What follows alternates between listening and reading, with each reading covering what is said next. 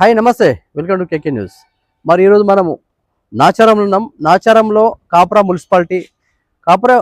Municipality కాన్సెన్స్లో ఈ building వచ్చేసి G+2 ఉండాలి. కాకపోతే G+7 దాకుంది. ఇది G+7 దాకుంది. ఫ్లాట్ నెంబర్ వచ్చేసి 72 ఫ్లాట్ నెంబరు 316 గజాలు ఏది భూమి. మరి 316 గజాలలో దాదాపు ఎంత వచ్చింది? ఇది 1 2 3 6 వచ్చింది. పైన పెంట్ హౌస్.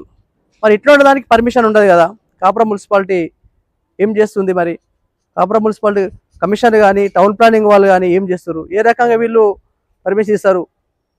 ఇక్కడ ఉన్న బిల్డింగ్లు చూసుకుంటే మాత్రం ఏ బిల్డింగ్ కూడా 6 అంతరాల బిల్డింగ్ లేవు. ఇక్కడ G+6 పైన పెంట్ హౌస్ ఉంది. ఇట్లాంటి దానికి అసలు ఏంది? ఇట్లాంటి అన్యాయం మరి ఏంది అన్నట్టు. దీనిపైన సరే చర్యలు తీసుకోవాలి. కమిషనర్ కూడా పట్టించుకుంటలేడు. టౌన్ ప్లానింగ్ కూడా మరి పర్మిషన్ ఇవ్వద్దు. వాస్తవానికి దీనిపైన చర్యలు తీసుకోవాలి.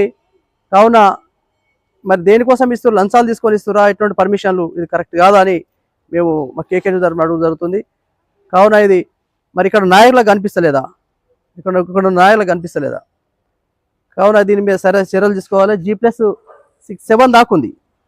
చూస్తున్నాండి. Thank you. KK news.